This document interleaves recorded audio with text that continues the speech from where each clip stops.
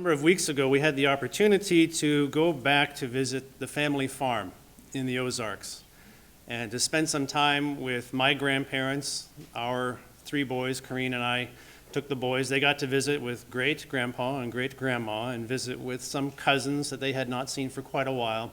And it was nice to relax in the Ozarks. The hills there are rolling.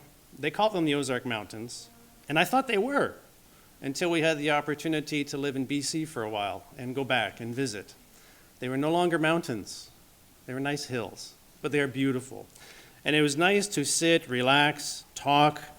We spent a number of hours on the front porch, enjoying just sitting, visiting, reminiscing. And it was nice to be back on that porch, because I remember when I had been the age of my eldest son, going back and visiting. We were dropping off my great-grandpa at that very same location. He ran across the lawn, jumped up onto the porch, and went over to the little chin-up bar. And he was old enough, but he was not allowed to drive. I think the family had finally taken away his keys. But he was still young enough at heart to run across the lawn, jump up onto the porch, grab that chin-up bar, and then skin the cat. And I can remember being impressed, seeing him do that. And I remember the adults in the car were horrified that he would make such a risky maneuver, but he executed it flawlessly and then disappeared inside the house. It was neat to be back there, to have that kind of family history and to talk about what had been. I enjoyed talking to my grandfather and finding out what life was like in those days. And on previous occasions, I had learned that the house where we were staying was a house that he was familiar with before he had moved into this location after taking care of great-grandpa. He had walked past that very same location on his way to school and on his way back from school. I'm not sure which of those trips he would walk more enthusiastically. I would imagine the way home from school, but nonetheless, he would make that trip. On the way past that gravel road, it was different then. The tops of the mountains weren't covered with trees, they were bald, hence the name bald knobbers. If you've ever been to the Feast in Branson, they call them bald knobber because the top of the mountains used to not have vegetation, just rock. That's the way it was when he was a kid. No longer, but we could hear stories of him as he would travel that road into the town, hamlet, village of romance. That's what it was called. It was very popular around February. The post office there would be very busy as cards were sent to significant others to have that postmark from romance. And at one time they had a tomato cannery in this little village right along the creek. There was a grist mill there at one time. The school was there. And when my grandfather went to that school, there were 80 some odd children that would go to that one-room schoolhouse. And by the time my mother got to be of age to go to school, there were 5, less, not very many, less than 10, and shortly thereafter closed. I'm sure there was no relation to who had just gone to that school to its closure. It was simply due to people moving away. And I asked, what happened in this time period? People just moved away. The farms dried up, the communities dried up. And in the course of our stay there this past time, we took a number of back roads to get to various locations. We went out to eat one night, and we traveled the back roads to the various old towns that used to be there. And the towns are there, or at least the markers are still there. This is the town of Wilhoit, or at least what used to be Wilhoit, or Noble, or Romance. And what is there now? You can see the general store where it used to be, the post office where it used to be, the school where it used to be, but it's just a shell of what was there. And even those back roads, if you get lost or stranded, it might be a while before you find someone who would know where they are and where you needed to go and give you directions. It's not like it used to be. And it reminded me of a passage in Jeremiah. Turn with me, please, to the book of Jeremiah. Jeremiah chapter 6. We'll read verse 16.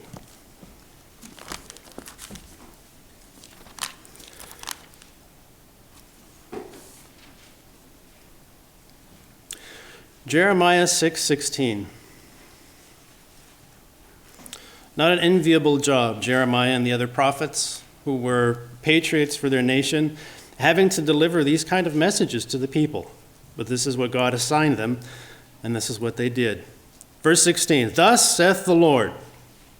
This is a message given by Jeremiah, but it's not Jeremiah's message. He identifies that. Thus says the Lord, stand in the ways and see, and ask for the old paths, where the good way is, and walk in it. Then you will find rest for your souls. But they said, we will not walk in it. So what I'd like to do for the time remaining this afternoon is to review this passage and talk about how it applies to Western nations today. We'll review this passage and discuss how it applies to Western nations today. So the first clause I'd like to look at is stand. Stand at the crossroads. And specifically, we'll look at the word stand. So stand in the crossroads and look. Stand. Or some translations may say stop. Survival guides will talk about strategies if you do get lost or you do get stranded in the wilderness, meaning outside the city limits, in the bush or someplace wild. What to do? What must be done to increase your chances of survival in those situations? And they have an acronym. It's a 4-letter acronym, S.T.O.P.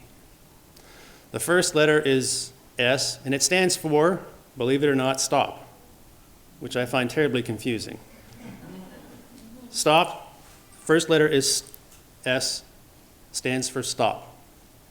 If you find yourself lost, the experts say the first thing to do is to stop. In other words, don't get loster. If you don't know where you are, stop. If you're digging a hole and the hole is too deep, stop digging. Same principle, stop. And then the next letter, T, is think.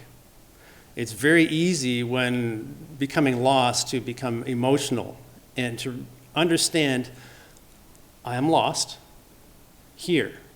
I don't like being lost. Here must be lost, so I must get away from here, and I'll no longer be lost. Well, that's our emotions kicking in. Somehow, if we run around in circles, we'll become unlost. Usually, that's the opposite. We become more lost. Think. Don't let the emotions take over, but think. Where am I? How long will it be before someone notices that I'm missing? Do they know where I am or where I'm supposed to be? And how long will it take before they send out a search party? Think. O is observe.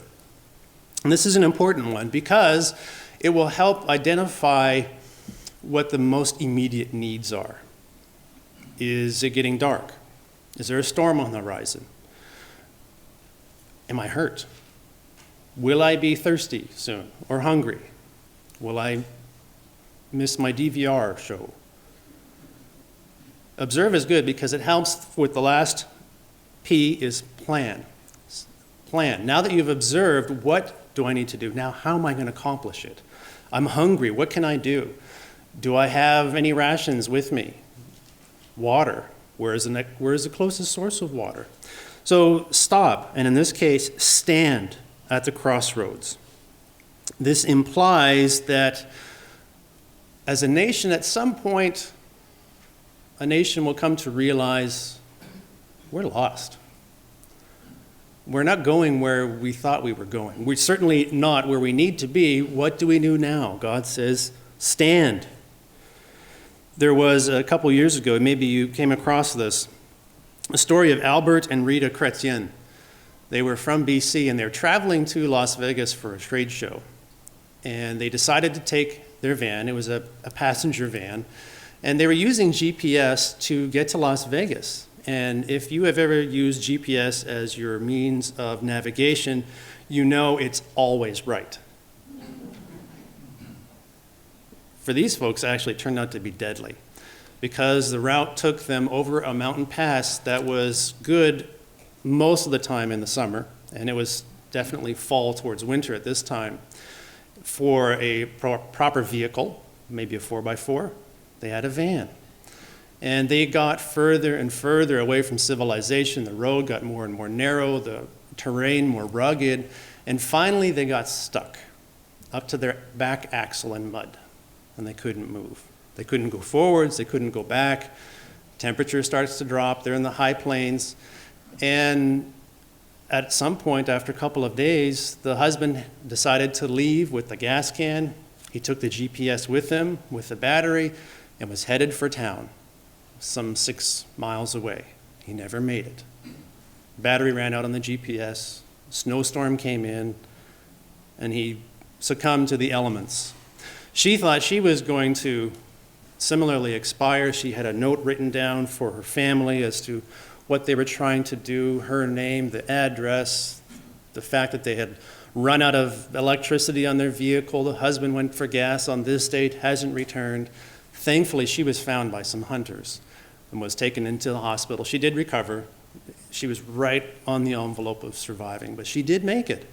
Her husband didn't. He was just a few miles off course, but enough that he didn't make it. His GPS failed him. And in fact, you may have heard the term death by GPS, because they work pretty well, but they're not infallible. In fact, the news report had tried to navigate in Southern California, in the city, and the directions took them through a gated community. The problem is the gate was permanently closed, but that was where they were supposed to go, through the gate. So stop or stand at the crossroads. The key term here, crossroads. Turn with me, please, to Isaiah, the book of Isaiah, who was similarly tasked with sending a warning message. Ultimately, it was bad news. Isaiah chapter 2. The heading here in this Bible is the future house of God. Isaiah chapter 2. And here we'll start reading in verse 1. We'll read verses 1 through 3. The word that Isaiah the son of Amos saw concerning Judah and Jerusalem. Now it shall come to pass in the latter days that the mountain of the Lord's house shall be established on the top of the mountains, and shall be exalted above the hills, and all nations shall flow to it. Many people shall come and say, Come, and let us go up to the mountain of the Lord, to the house of the God of Jacob. He will teach us his ways, and will walk in his paths. For out of Zion shall go forth the law and the word of the Lord from Jerusalem. Crossroads, other translations talk about ways, and here we hear about the ways that will be taught in the end. There are many crossroads. We had an opportunity not too long ago to attend a service that was hosted by a church. And it was amazing to us the ideas that were expressed. Some ideas were biblical in nature, and other ideas expressed were very much humanistic. And this is in the context of a church. And the church's beliefs, I found out afterwards, identified the book as inspired writing. The Bible was inspired. However, we don't believe it's literally the Word of God, which makes you wonder how exactly Timothy was inspired to say that Scripture is inspired. But it's not literally the Word of God. And so as a result, the choices available are innumerable. There's so many things that could be believed in, so many things that make people feel good about themselves, about their neighbors. We should all live in peace. We should coexist, which works until you have some parties that cannot tolerate the existence of others. How do you coexist with that? It's a good question. We were speaking to another neighbor who, very kind person, very giving, a good neighbor to have, and expressing how, I don't know that anyone really understands why we're here, what our purpose is. We just do the best we can and be nice to other people. Now, how we define nice to other people, well, that might float depending on our mood day to day, right? Since there are no absolutes. Nonetheless, what are we to do? And they went on to share a story from their history that a patriarch in the family had lost the wife, and he was a widower. And they were coming out of a restaurant, maybe it was her favorite restaurant. I'm fuzzy on the details. Bear with me. I'm getting to the point. And the child found something on the ground, picked it up, and showed it to the adults, and they got terribly excited. It was a penny. The year on it was 1922, the year of the patriarch, and clearly this was a sign that Grandma had sent something from heaven, a penny from heaven. Why they don't send higher denomination coins, I don't know. They'd be more useful. We can't use pennies anymore here. A penny. And that was significant because they were in heaven, thinking about the whole family and how warming that was to them. Now, it's nice that they felt nice about it. Is that something that necessarily would have resonated with many back in the day when Grandpa was walking to school? I don't think so. There was a time on this continent that we had a baseline. Everybody went to church on Sunday. We may not all have agreed on everything the preacher said, but at least as a society, what was taught had a similar baseline. There was more trust then than there is now, because everyone was expected to have a certain level of behavior, or at least a certain type of behavior. Not everything was right, obviously. There were significant wrongs, but at least there was a common baseline. Not so anymore. As a nation, some politicians eagerly, gleefully declare, trumpet, that we're no longer a Christian nation. And the media gives each other a high five, and we're happy that we're no longer a Christian nation, or at least that's how it's portrayed in certain political circles. And that is true. And if we're not, what are we? It would certainly seem that we are at a crossroads societally. Stand at the crossroads and do what? Stand at the crossroads and look, or view, depending on your translation. Let's turn to the book of Joshua.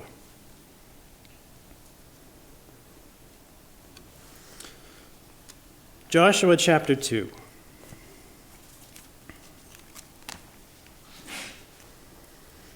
The heading in my Bible here is Rahab Hides the Spies.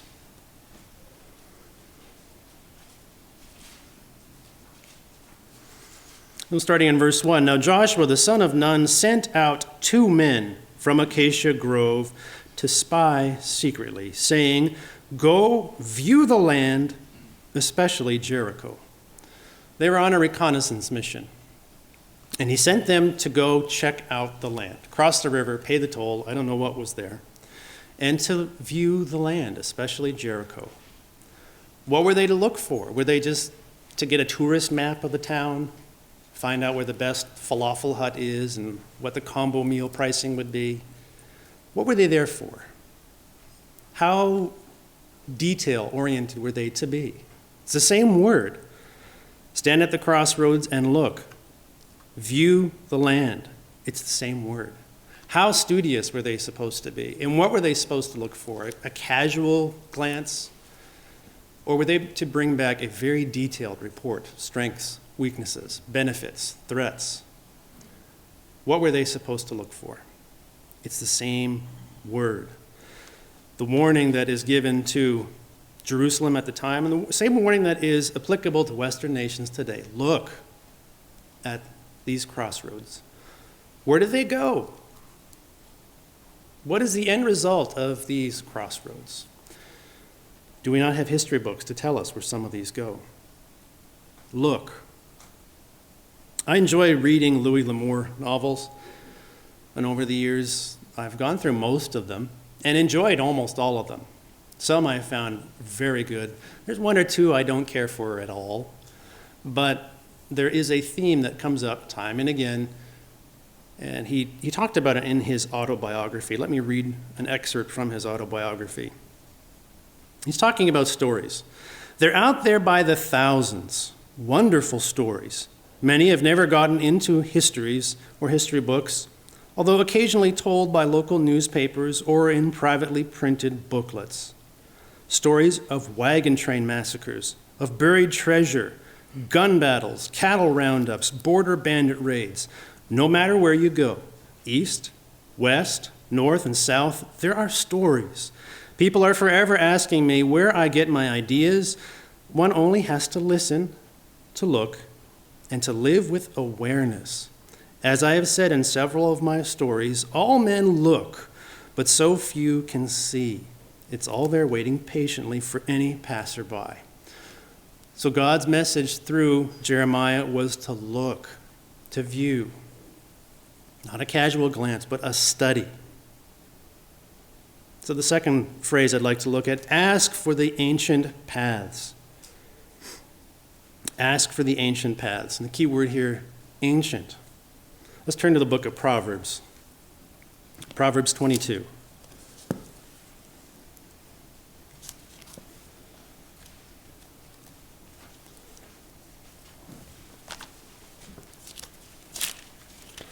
Proverbs 22.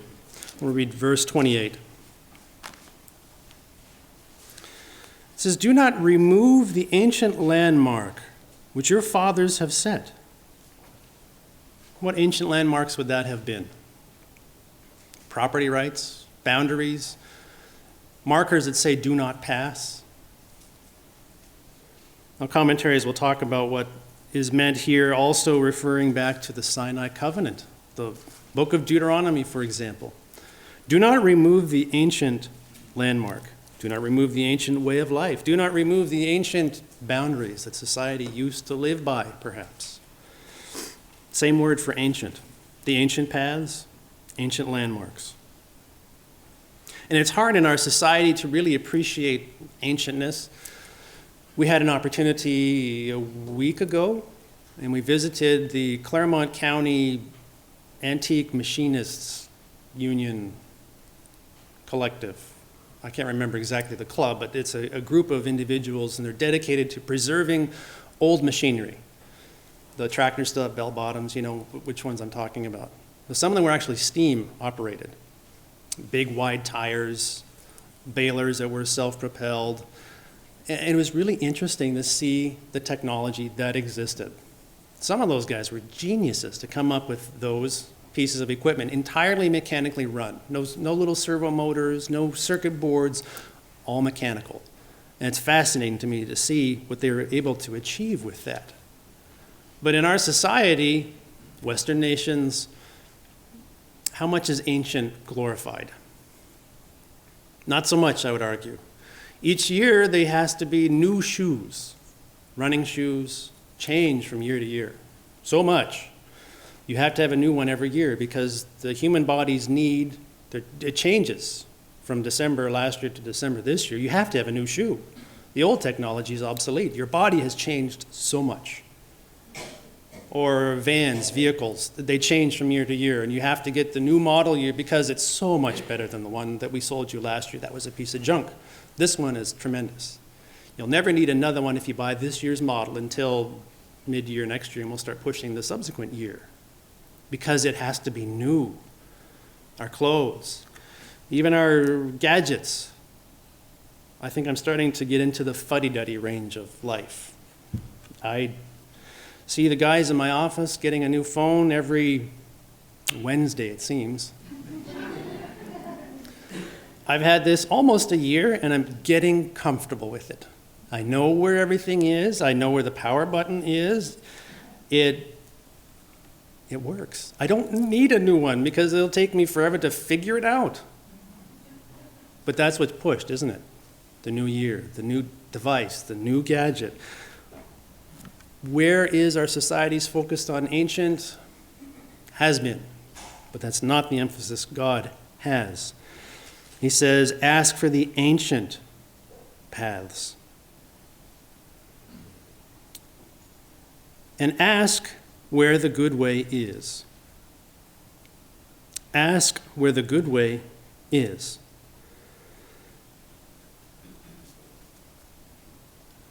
Have you ever watched Antiques Roadshow? Yes, no?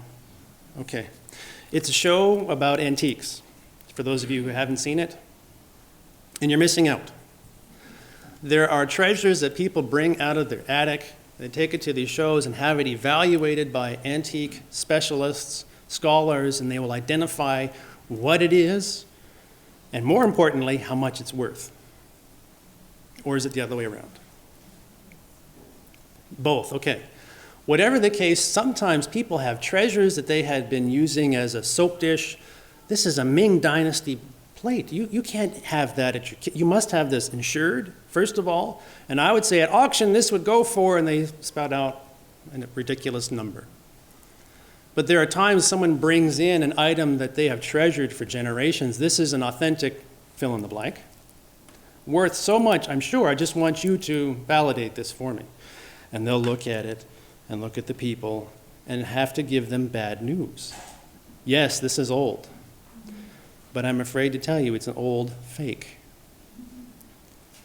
No, it's not. It's not fake. It's been in my family for generations. I understand it's been in your family for generations. However, counterfeits have been around a long time, and this is an old counterfeit. My son and I belong to the Cincinnati Numismatic Association. That's coin nerds. And we meet once a month. There's a gentleman in our club who is renowned across the U.S. and probably internationally for his knowledge on engraving, stamps and paper money. And at one of the meetings, someone brought in an old U.S. banknote. It was tattered, torn. It looked very impressive. And people were oohing and awing over it. The date was early 1800s. I can't remember exactly what it was. Until Gene took a look at it and said, oh yeah, that's a fake.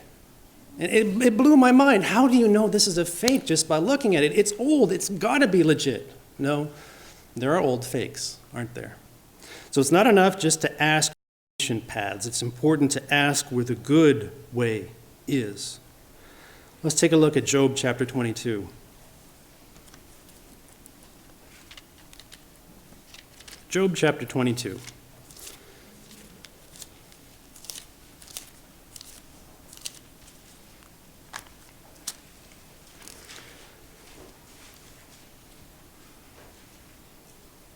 The section is titled, Eliphaz accuses Job of wickedness. Poor Job, just choose any part of Job. You'll find someone ganging on Job. Job 22, we'll read verse 15. The question is asked of him, will you keep the old way which wicked men have trod? There are old ways. There are old ways which good men have trod. There's a hymn talking about that, the Battle Hymn of the Republic, where the saints have trod. And here the question is asked, or will you walk the ancient way where wicked have trod? So it's not good enough just to walk on any old ancient path, because there are certainly intolerable elements of Western nations' history that need not ever be repeated. So not everything in the past is good. Quite the opposite. Let's take a look. For reference, you can jot down to look in the book of Acts, the way. The way, there are 5 times that appears. I'll leave that up to you to examine. It was mentioned in our sermonette today, Matthew 7. There's a good passage that links to this concept. But let's take a look instead at John 14. John chapter 14. Where the good way is, what does the Bible say about the good way? John chapter 14, we'll start reading in verse 5. Thomas puts himself in the spotlight. Verses 5 through 6. Thomas said to him, Lord, we do not know where you're going. How can we know the way? Jesus said to him, I am the way, and the truth, and the life. No one comes to the Father except through me. There is a town in Vermont called Derby Line. Has anyone heard of that town? Derby Line. It's a neat town. It's on the border with Stansted, Quebec. I learned about this place not through fancy research on my own, but by watching the television show How the States Got Their Shapes. Has anybody heard of that show? I think it ran only 1 season. Fascinating show if you're a map nerd like me. I enjoyed it thoroughly because they talked about the history as to why certain U.S. states are oddly shaped, why this one's curved at the top, why this one has a panhandle. What were the political reasons for it? In the state of Missouri, where I'm from, Missouri has a little boot heel It extends into Arkansas. He talks about how it was that a politician was born in Arkansas and reckoned that Missouri was going to be more important than Arkansas, so he petitioned Congress and those of political power to redraw the map so that he could have been born in Missouri and not Arkansas. That is how that boot heel was manifest. He talked about this particular town, Derby Line. It was founded in the late 1700s. They were surveying through the woods. They didn't have GPS, which may or may not have been a bad thing, since they may have gotten more lost with it. They were carving a line through the wilderness and missed the parallel. So they, in fact, founded the town in Canada. Derby Line was founded actually in Canada. And it wasn't until much later, about 50 years later, a treaty was established to recognize, okay, we'll fudge the line right here. Yes, you can have that. This can be Vermont. The rest will be for Quebec. That's okay. The town itself has the border running entirely through it. In fact, there is a library in the middle of the town, half of which sits in Canada, half of the library is in the US.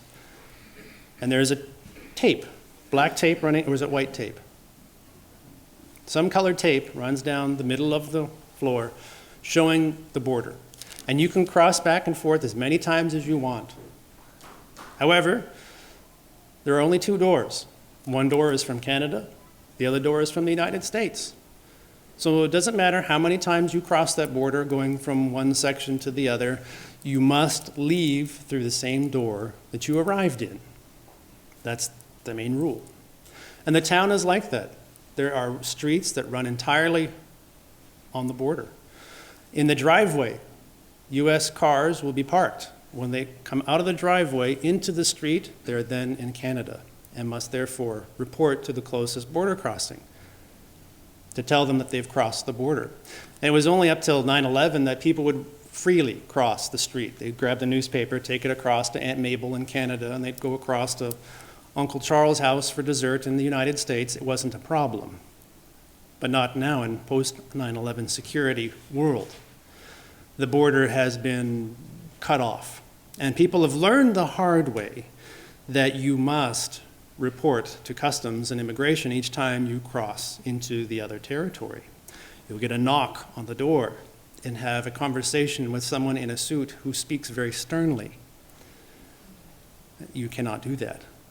So now when you go into that library, you cannot cross the border. You can see the other country right through that door, out that window, but you can't get there. There's one way. Christ is the way. Ask where the good way is, and walk in it. And walk in it. Let's turn to the book of 1 Samuel. 1 Samuel chapter 17.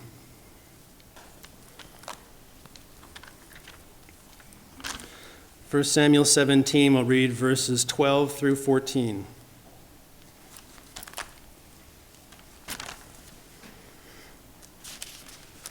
This is a time of war. Now David was the son of that Ephrathite of Bethlehem, Judah, whose name was Jesse, and who had 8 sons. And the man was old. In case you don't know what old means, advanced in years. And this occurred in the days of Saul. Verse 13, the 3 oldest of Jesse had gone to follow Saul to the battle. The names of his 3 sons who went to the battle were Eliab, the firstborn, next to him, Abinadab, and the 3rd, Shammah. David was the youngest, and the 3 oldest followed Saul. Followed. They were dedicated to be in the army, to engage in the fight, defense such as it was. How did they follow him? Were they close to him?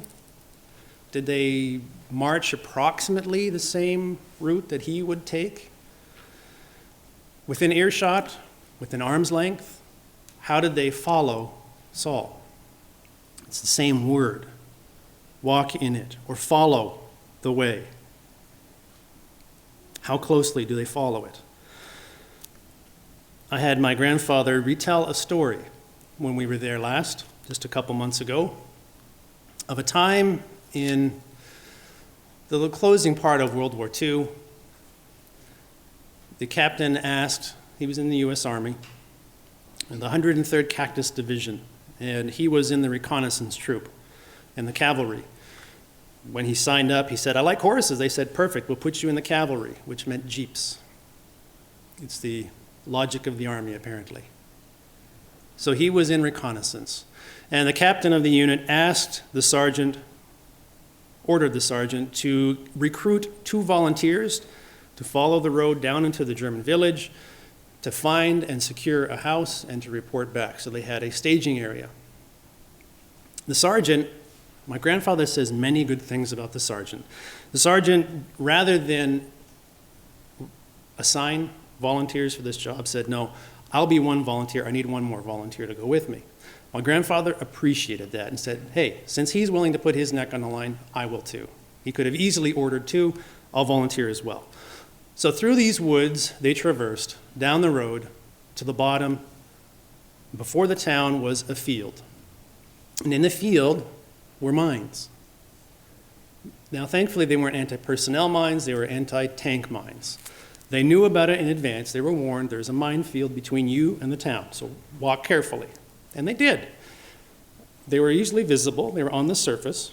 And so they were able to walk very carefully between the mines, make it to the village, find a house, burst in through the front door, both with their machine guns ready. Nothing. The house is empty.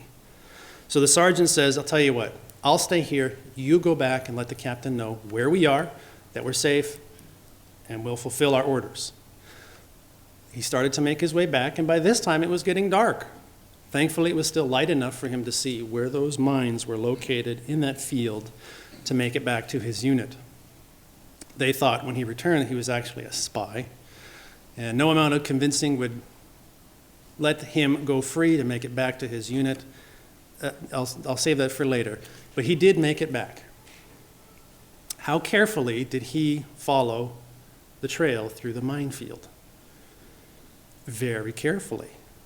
This was not a casual stroll through a field. This was walking through a minefield. And he followed very carefully the safe route through that field. And that is being asked or admonished here. Walk, follow, in it. Walk in it. Not near it, not close to it, not beside it, parallel to it, but in it. I have a confession to make. I love walking in the woods. I enjoy it. We used to hike in the woods in BC when we lived there and hunt, or at least walk in the woods while we were hunting. I don't know that we ever got anything, but it was fun to be in the woods and to smell the trees, smell the forest, see the critters. I'll even do this at lunchtime from time to time.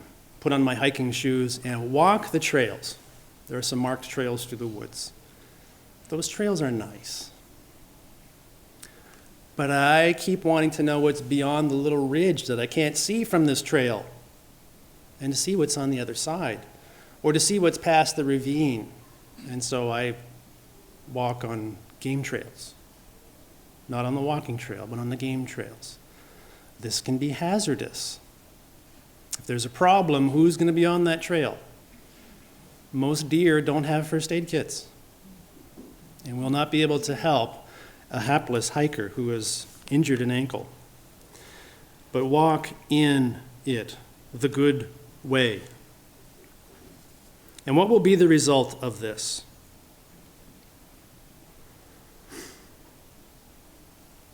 And you will find rest for your souls. And you will find rest for your souls. The implication here is, up until this point of time, you cannot truly say that you have rest for your souls. Can you find something unless you first lose it? I know there are times when we lose our glasses and can't find them anywhere in the house, which is frustrating because you can't have your glasses to find them. And you discover they're on your forehead, like this.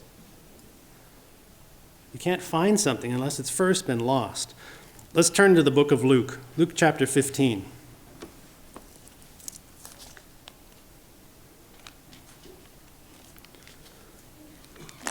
Luke chapter 15, we'll read verses 8 through 10.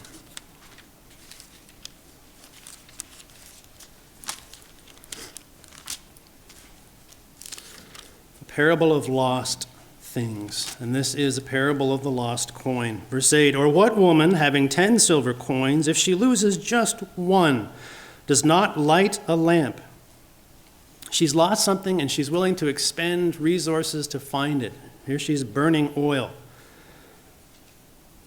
Does not light a lamp, sweep the house, and search carefully until she finds it. Verse 9, and when she has found it, she calls her friends and neighbors together, saying, rejoice with me, for I have found the piece which I have lost. Likewise, I say to you, there is joy in the presence of the angels of God over one sinner who repents. It reminds me of the story of the lost pocket watch. You know this story? Back in the olden days, there were ice houses, which would be filled in the wintertime with blocks of ice from lakes or ponds or maybe rivers.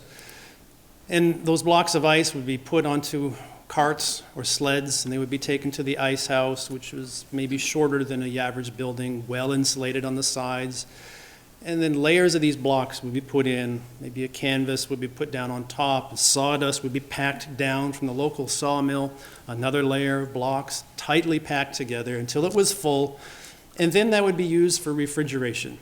This goes back way before Facebook was invented. And then in the summertime, those blocks would be retrieved so that items could be kept cool. They'd be put in the ice box. You could make ice cream. Not in a summer maybe as this, since we've had the longest spring ever. Other summers, ice cream would be far more refreshing. But that is what would be done. And it was in the summertime where the story takes place, when workmen are emptying the ice house as blocks are being sold to the community. And one of the workmen looks distraught, very worried. And pretty soon, a little boy watching this scene sees other workmen also losing their usual jovialness. They're not as happy. And he wonders why. What is going on that suddenly the mood has changed from work to concern? And finally, lunch arrives. And clearly one of the individuals is far more worried, far more downcast than the other. So the boy asks him, what happened? He said, well, sometime during today, I lost my pocket watch. Now, this was a time before we had 4 timepieces on us at all occasions. Pocket watches were important connections to history. They were inherited, passed down from generation to generation, not cheap. And he had lost his, and he was upset.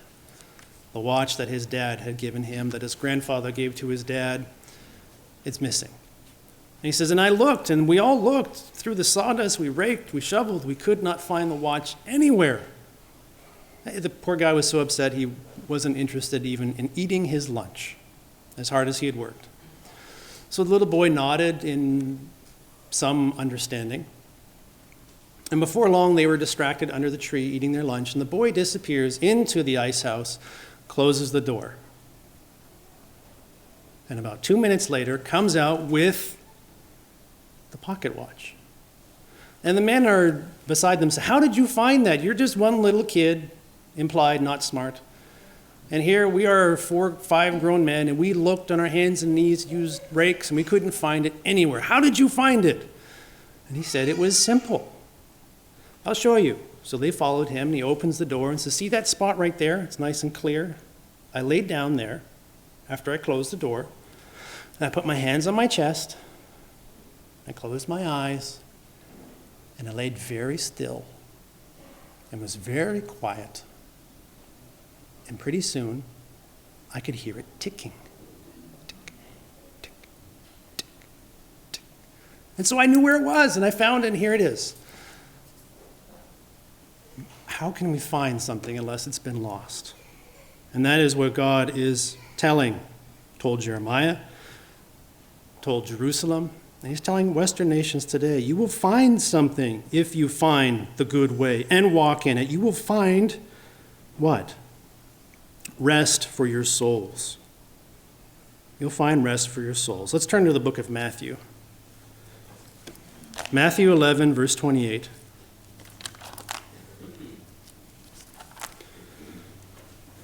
(11, 28 through 30).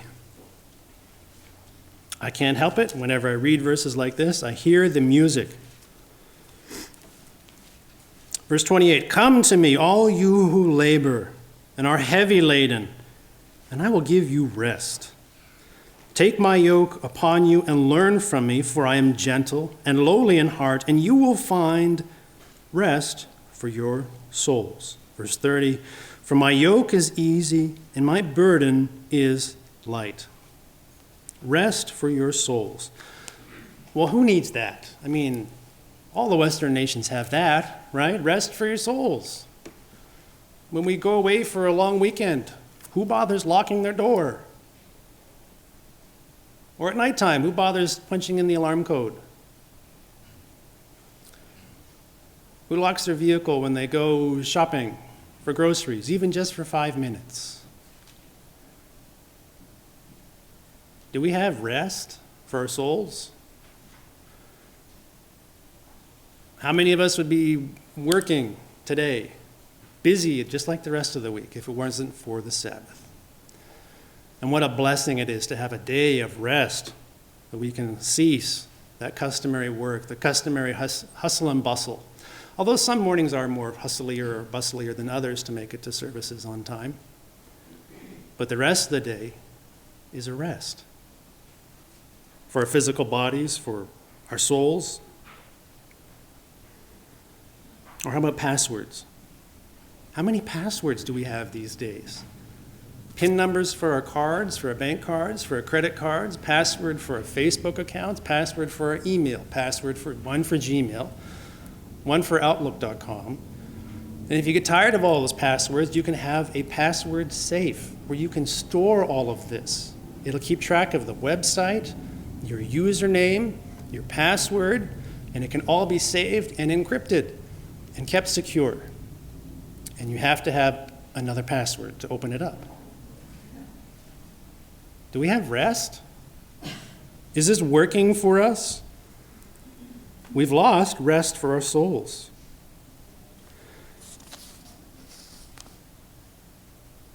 But you said we will not walk in it.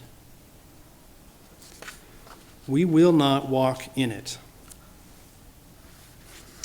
In the United States, it was in the 60s when they evicted school prayer from being allowed or encouraged. Now, I remember when I was a kid, we would recite the Lord's Prayer. I've got a few gray hairs, but I'm not that old. But back then, in my day, we recited the Lord's Prayer before every school day. And that was on the books, that it was permitted. Was it the early 90s that was finally tossed out in Ontario? I can't remember what the law was, but it's no longer the case. We no longer have school prayer. And I think we even had the Gideon people hand out the little red Bibles. Did you get yours? My dad showed me his when he was in school. I got mine. Think that would be permitted these days? A Bible? What are you trying to do, make kids nice? Get that out of here. Bring in some video games. That'll solve it. There is talk even in the United States of changing the currency on all coinage. No matter pennies, nickels, quarters, half dollars, dollars. It says, "In God we trust." It's also on the printed currency. But there is a movement to get rid of that. It's offensive. I'm not a Christian, I'm an atheist. I don't want that on my money. It begs the question, why not use your credit card or a check? Put whatever you want on there. But no, we've got to make everybody not use currency that says, "In God we trust." And it's been on there since 1860s on coins. No, we've got to get rid of it. In the 50s, "One nation under God" was added to the Pledge of Allegiance. There's talk of that being removed as well.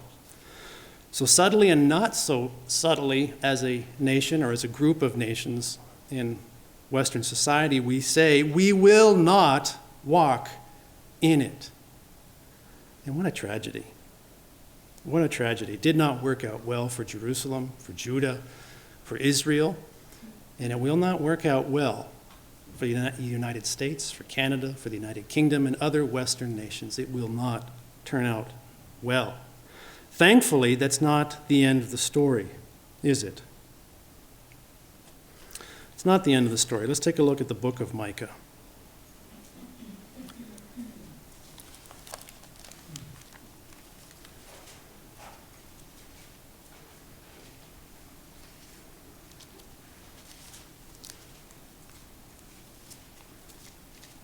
There you are. Good, it's still here. Micah chapter 4. We'll read the first 4 verses. Now it shall come to pass in the latter days that the mountain of the Lord's house shall be established on the top of the mountains, and shall be exalted above the hills, and peoples shall flow to it. Many nations shall say, Come, let us go up to the mountain of the Lord, to the house of the God of Jacob. I'm hearing the music again. Can you? Well, maybe not. I might be reading it too poorly. He will teach us his ways. We will walk in his paths. For out of Zion the law shall go forth, and the word of the Lord from Jerusalem. He shall judge between many peoples, and rebuke strong nations afar off. They shall beat their swords into plowshares, their spears into pruning hooks. Nations shall not lift up sword against nation. Neither shall they learn war any more, but everyone shall sit under his vine and under his fig tree, and no one shall make them afraid, for the mouth of the Lord of hosts has spoken. There seems to be a time to look forward to when people will once again have the opportunity to have their own space, to have their own plot of land, to have it long enough in security, in time of liberation, where they can plant and tend and grow and harvest. And what a time that would be like again. And I can imagine that at that time, farms will once again be profitable. Communities again will flourish where they once withered. And roads that connect them, roads that, like the road to romance, will again be busy with people, engaged in sustainable lifestyles once more. But more importantly, the roads that link these communities together will lead to another place. Let's read about that. Isaiah 35.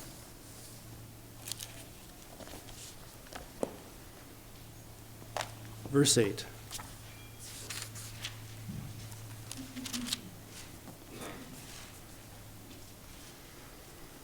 Isaiah 35, verse 8.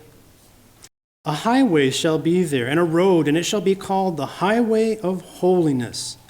The unclean shall not pass over it, but it shall be for others. Whoever walks the road, although a fool, shall not go astray. No lion shall be there, nor shall any ravenous beast go up on it. It shall not be found there. But the redeemed shall walk there, and the ransomed of the Lord shall return and come to Zion, to Jerusalem, with singing, with everlasting joy on their heads. They shall obtain joy and gladness, and sorrow and sighing shall flee away.